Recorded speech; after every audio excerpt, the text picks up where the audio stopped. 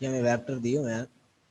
उसने कहा कि वेक्टर ये जो है ना, ये वेक्टर का सेट जो है ये लीनियर डिपेंडेंट है। It is linear dependent.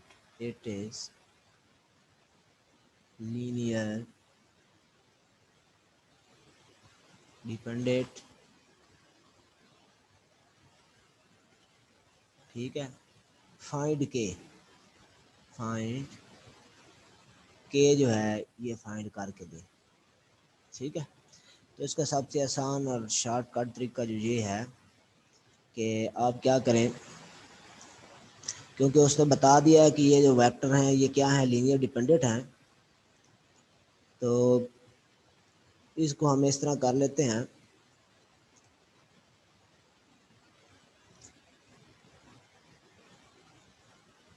इसको डिटर्मिनेंट इसका बना लेते हैं, डिटर्मिनेंट। ठीक है। अगर वेक्टर डिपेंडेंट हों तो उनका डिटर्मिनेंट ज़ीरो होता है। ठीक है, इधर लिख लें, if vectors are dependent, if vectors are dependent.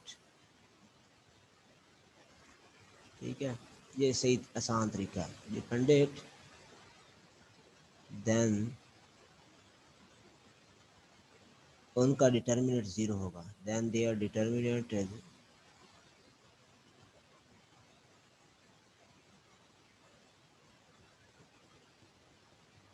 Is zero. ठीक है, यहाँ इसके अंदर वेक्टर लिख लें। पहला वेक्टर है 1 - 1 के -1। दूसरा वेक्टर है 2 के -4। तीसरा वेक्टर है 0 2 + के और -8। ठीक है, इसको सॉल्व कर लेते हैं। हमारे पास डिटर्मिनेंट सॉल्व करना तरीका जो होता है प्लस माइनस प्लस। ये हमारे पास आ जाएगा यहाँ पे 1 ब्रैकेट, ये मल्टीप्लाई कर दें 8 को, ये -8 के, और यहाँ पे हमारे पास आ जाएगा -4 इंटू 2 + के। यहाँ पे आ गया -2 अगेन। ये आ जाएगा आंसर +8 -2 + के इंटू के-1। फिर आगे +0 इंटू +4 -के इंटू के-1 इक्वल टू 0। ठीक है,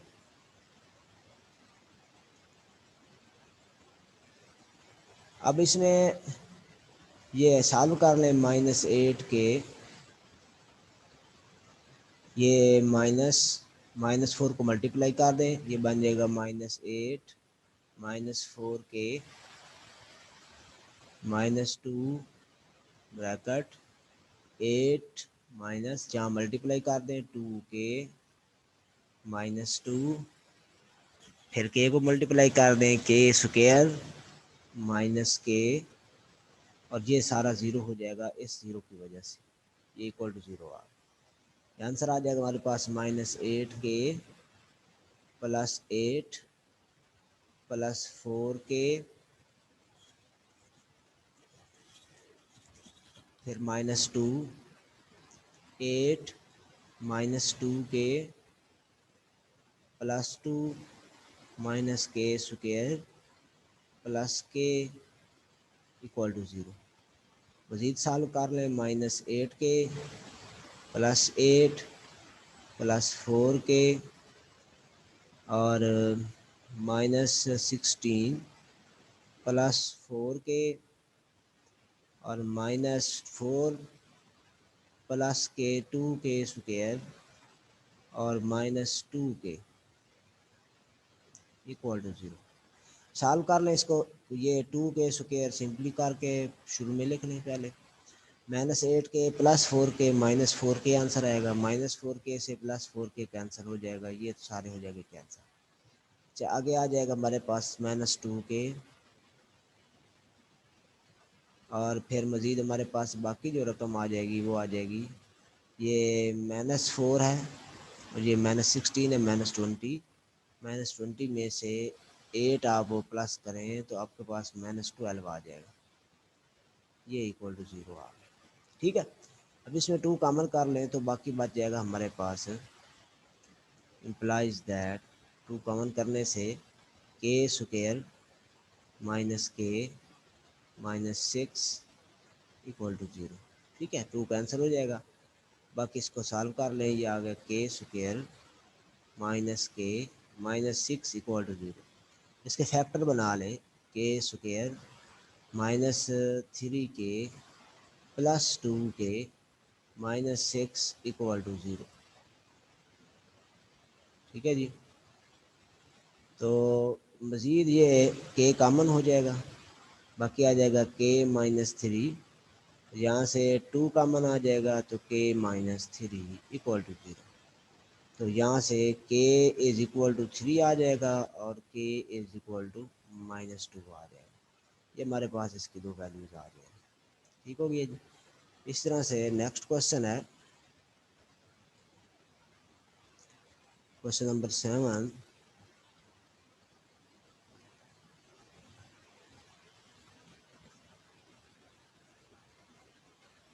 क्वेश्चन नंबर 7 में कहता है यूजिंग द टेक्निक ऑफ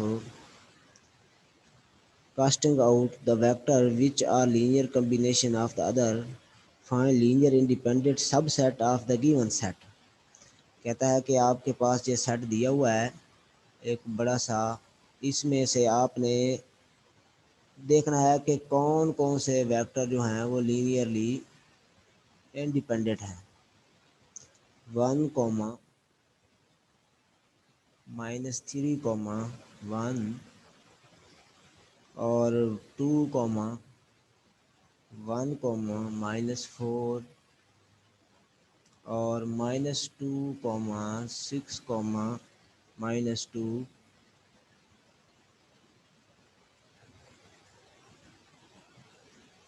और -1, 10, -7, ये हमें सेट दिया हुआ है। इसमें से हमने वो सब सेट बनाना है जो लीनियर कॉम्बिनेशन, जो लीनियर इंडिपेंडेंट होगा। ये तो एक सेट वेक्टर का दिया हुआ है, इसमें से हमने वो सब सेट बनाना है जो लीनियर इंडिपेंडेंट हो।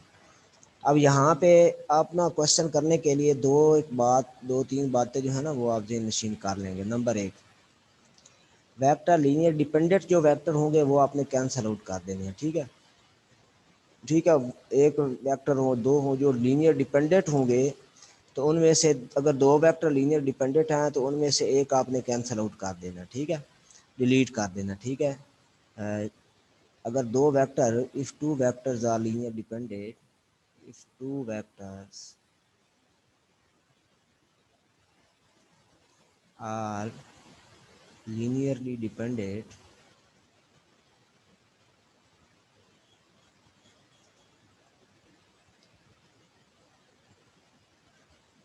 then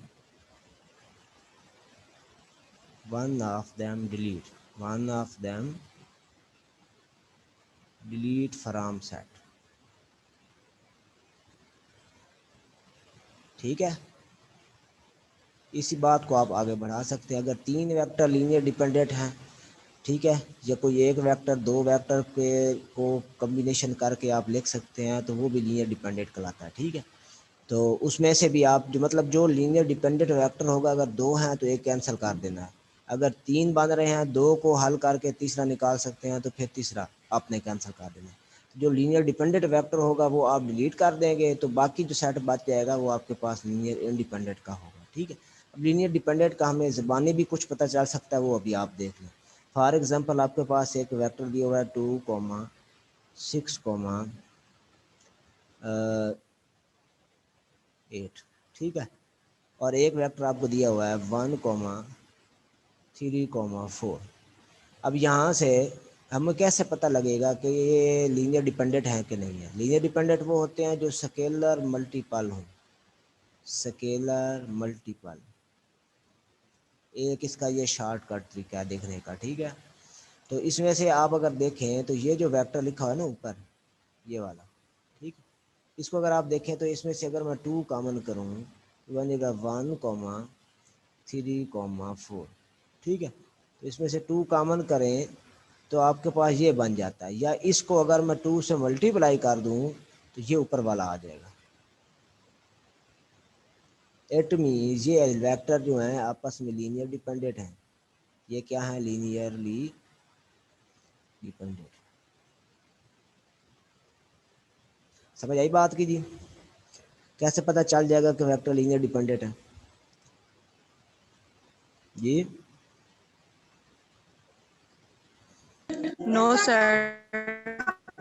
हाँ, ये अगर आपके पास 2 वेक्टर हों, अगर एक वेक्टर को किसी नंबर से हम मल्टीपल करें और वो दूसरा वेक्टर आ जाए तो इसका मतलब होगा वो दोनों लीनियर डिपेंडेंट हैं। ये इसका शॉर्टकट तरीका है, क्योंकि अब हमने इसमें से सिर्फ वो सेट बताना है, ये पहला पार्ट इसका है, जो लीनियर डिपेंडेंट होगा, लीनियर इंडिपेंडेंट होगा वो फाइंड करना है। सब सेट फाइंड करना है जो लीनियर इंडिपेंडेंट होगा, विच इज लीनियर इंडिपेंडेंट। ठीक है, ये हमने फाइंड करना है। अब इसमें ये सेट दिया हुआ है, इसमें से हमने वो सारे वेक्टर डिलीट करने हैं जो डिपेंडेंट होंगे। ठीक है, we delete all vector which are linear dependent, which are linearly dependent. ठीक है, ये हमने वर्क करना है इसमें, और इसका ये तकनीक मैंने बताई है कि क्या करना है, जो जो वेक्टर आपके पास लीनियर डिपेंडेंट हो गए वो आपने डिलीट करने हैं। एक तो ये तरीका है, सिर्फ ये एक तरीका मैंने अभी बताया आपको। एक ये तरीका है कि 2 वेक्टर दिए हुए हैं, देखें कि एक वेक्टर को दूसरे वेक्टर से मल्टीप्लाई करने से अगर कोई वेक्टर बन रहा है तो समझ लें कि वो वेक्टर लीनियर डिपेंडेंट है, उसमें से एक वेक्टर आप निकाल दें। ठीक है, दूसरा तरीका ये है, दूसरा तरीका, दूसरी चीज़ कि अगर आप लीनियर कम्बिनेशन से वेक्टर से उन्हीं वेक्टर में से कोई और वेक्टर जो है वो फाइंड कर सकते हैं। ठीक है, मतलब आपके पास 3 वेक्टर हैं, उनका लीनियर कम्बिनेशन लिखें, उनमें से 2 का और तीसरा आ जाए। ठीक है, तो हम फिर भी कहेंगे कि वो जो तीसरा वेक्टर आ गया है ना तो वो भी लीनियर डिपेंडेंट है। ठीक है, इफ़ वी राइट, ये पहचान मैं बता रहा हूँ, if we write linear combination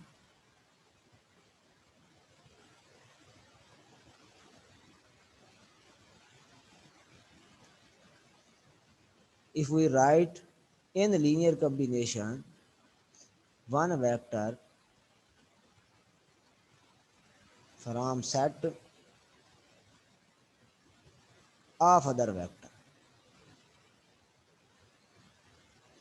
of other vectors from set of set।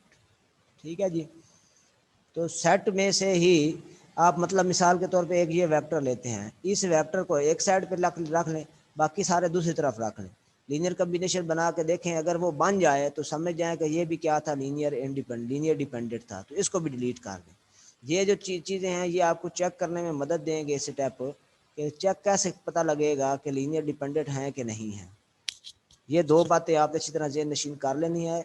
Number 1, अगर एक वेक्टर आपके पास लिखा हुआ है, उसको किसी उसी सेट में से किसी और वेक्टर को किसी नंबर से मल्टीप्लाई करूं तो वो वेक्टर आ जाए तो मैं कह दूंगा, या कॉमन करने से कोई दूसरा वेक्टर बन रहा है तो मैं कह दूंगा वो डिपेंडेंट है, तो उनमें से एक मैं डिलीट कर दूंगा।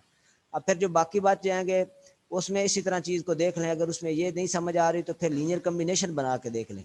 अगर लीनियर कम्बिनेशन बन जाए तो आप समझ जाएंगे कि फिर भी क्या है, वो वेक्टर लीनियर डिपेंडेंट है, उसको भी डिलीट कर दे, तो फिर जो बाकी सेट बच जाएगा आखिर में जाके वो लीनियर इंडिपेंडेंट होगा और वो हमारा क्वेश्चन सॉल्व होगा। ठीक है, अब इसको हम देखते हैं। ठीक है, सोल्यूशन में अभी आप देखना आपको मज़ीद समझ आएगी। अगर इसमें आप गौर करें ना तो ये जो वेक्टर दिया हुआ है ये है -2,6,-2, इसमें से अगर -2 कॉमन किया जाए ये बन जाएगा 1,-3,1। अब आप गौर करें तो यहाँ पे ये वेक्टर और ये वेक्टर ये सेम नहीं होगा ये? Yes sir. हाँ, तो ये सेम है, इसका मतलब है कि ये वेक्टर जो ये वेक्टर आपके पास है जिसको मैंने ब्लैक कलर पे जिस पे टिक किया है, और ये दोनों लीनियर डिपेंडेंट हैं। ये दोनों क्या है, लीनियर डिपेंडेंट है। डिपेंडेंट हैं। इनमें से एक हम डिलीट कर देंगे। तो ये इसके ऊपर मैं क्रॉस कर देता हूँ, ठीक है। ये इसके ऊपर मैं ये ब्लू कलर में ना ये क्रॉस कर देता हूँ। ये अब हमारे सेट में नहीं रहा। बाकी 3 सेट वेक्टर बच गया इस सेट में। एक बच गया 1 कॉमा -3 कॉमा 1, 2 कॉमा 1 कॉमा -4 और -1 कॉमा 10 कॉमा -7। अब देखें इनमें से कोई से 2 वेक्टर ऐड करने से तीसरा बन रहा है या सब्ट्रैक्ट करने से। कोई से 2 वेक्टर आप ऐड करें तो क्या तीसरा बन रहा है या माइनस करने से तीसरा बन रहा है? नहीं बन रहा ना। No sir. बाकी 3, हाँ। अब हम इनका लीनियर कॉम्बिनेशन बना के देखेंगे। अगर वो बन गया तो फिर हमें एक वेक्टर और मिल जाएगा जो लीनियर डिपेंडेंट होगा, उसको भी हम डिलीट कर देंगे, ठीक है जी। तो इसमें से एक वेक्टर एक तरफ रख, यस। एक वेक्टर जो है वो एक तरफ रख लें और बाकी सारे वेक्टर जो है ना वो दूसरी तरफ रख लें, ठीक है जी। तो इनमें से एक वेक्टर जो इसमें से हमें बड़ी वैल्यू वाला नज़र आ रहा है ना, -1 कॉमा 10 कॉमा -7 एक तरफ रख लेते हैं। बाकियों का लीनियर कम्बिनेशन, बाकी कौन कौन सा रह गया है, एक ये रह गया और एक ये रह गया। इनका लीनियर कम्बिनेशन बनाते हैं। a into 1 comma -3 comma 1 plus b into 2 comma 1 comma -4। तो यहाँ से इक्वेशन बन जाएगी। एक बन जाएगी -1 is equal to a 1 or a plus 2b। एक दूसरी इक्वेशन बन जाएगी, ये आ जाएगा 10 इज इक्वल टू यहाँ पे -3a प्लस b, ठीक है।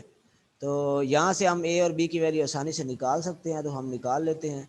वैसा करते हैं कि जो इक्वेशन 1 इसको कह देते हैं और इसको कह देते हैं इक्वेशन 2, ठीक है। तो अगर तो a की b की वैल्यू ना आई, यहाँ से यहाँ पे देख लें, गौर कर लें। अगर यहाँ पर हमारे पास a और b की वैल्यू नहीं आती तो फिर वेक्टर लीनियर इंडिपेंडेंट होंगे, फिर लीनियर कम्बिनेशन नहीं लिखा जा सकता, ठीक है। If a and b, if value of a and b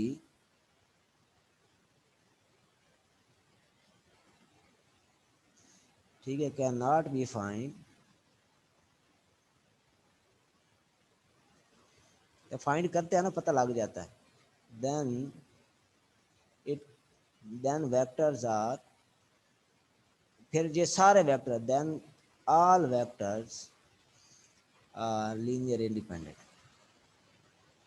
ठीक है। अगर फाइंड हो जाएगी तो फिर तो नहीं होंगे ना ये इंडिपेंडेंट, फिर डिपेंडेंट हो जाएंगी।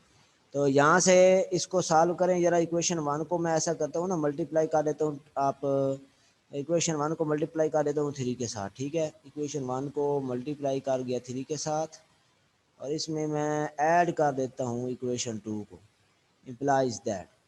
तो ये बन जाएगा -3 equal to 3a plus 6b और नीचे आ जाएगा हमारे पास 10 is equal to -3 plus b।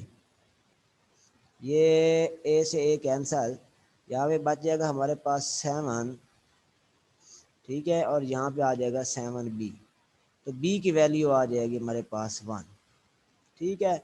ये पुट कर दे 1 में, पुट इन इक्वेशन 1।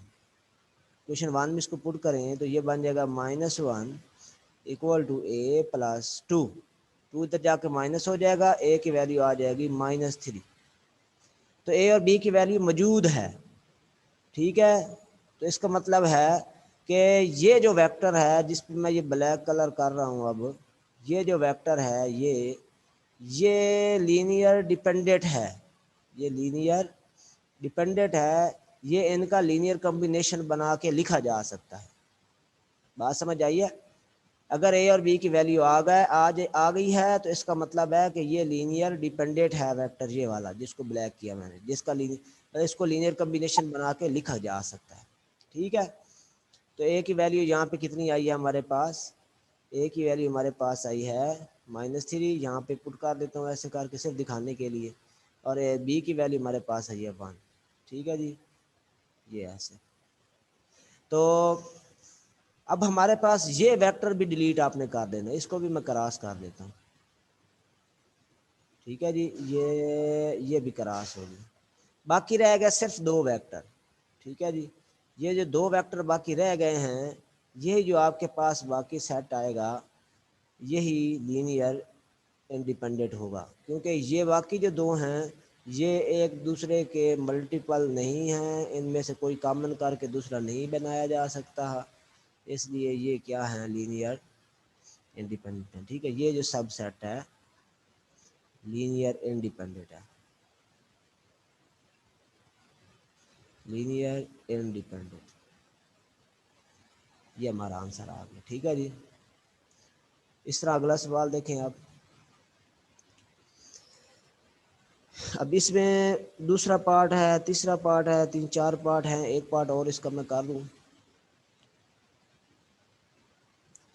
ठीक है जी, ये दूसरा पार्ट है, इसमें लिखा हुआ है जी 1 कॉमा साइन स्क्वायर एक्स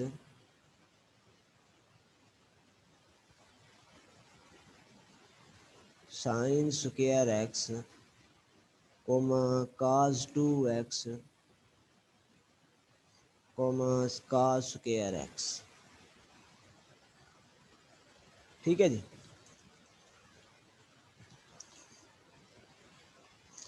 हाँ जी, ये हमारे पास वेक्टर हैं। ठीक है जी, अब हमने ये देखना है कि कौन सा वेक्टर जो है वो लीनियर कॉम्बिनेशन बना के दूसरे का लिखा जा सकता है। ठीक है, तो अभी पहले सबसे पहले तो हम ये चीज़ देख लेते हैं कि कोई कॉमन करने से दूसरा, तो यहाँ से तो हमें कोई कॉमन करने से कोई पता नहीं चलेगा कि क्या चीज़ बननी है। ठीक है, हमें ये पता है कि अगर हम काज 2x लिखें, ये देखें काज 2x को अगर मैं लिखूँ तो मेरे पास काज 2x का फार्मूला होता है cos square x minus sine square x. ठीक है, और यहाँ पे काज स्क्वायर एक्स की जगह पे 1 आ जाएगा, ये आ गया काज स्क्वायर एक्स के साथ, और यहाँ पे आप प्लस करके -1 लगा दें, ये आ जाएगा sign square x. It means, इसका मतलब क्या है कि काज स्क्वायर एक्स और साइन स्क्वायर एक्स, ये जो दो वेक्टर हैं काज स्क्वायर एक्स और साइन स्क्वायर एक्स, इनका लीनियर कम्बिनेशन आप बनाएंगे तो काज 2x आ जाएगा। ठीक है, तो cos 2x is written as a linear combination of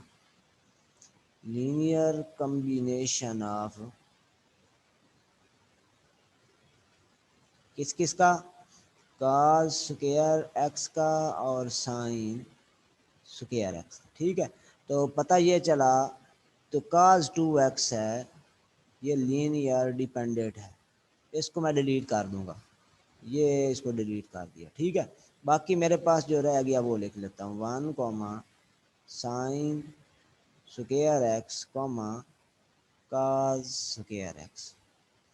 ठीक है जी, अब इसको चेक करते हैं।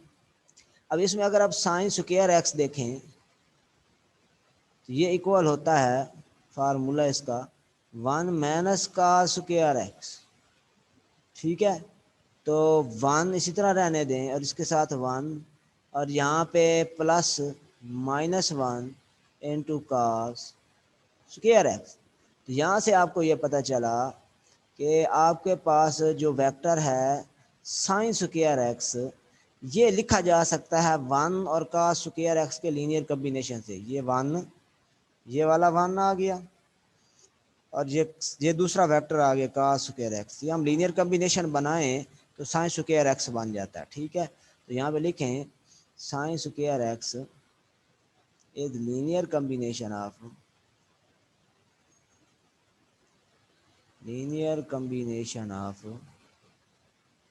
किस किस का, 1 and cos square x, so sine square x is linearly dependent.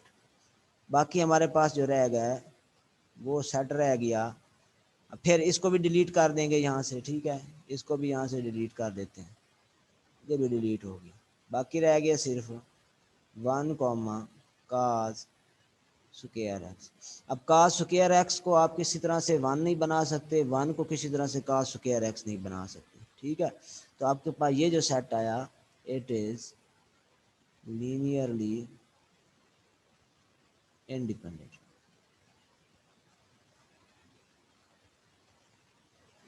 ठीक हो गया जी। तो ये इस तरह के क्वेश्चन है जी।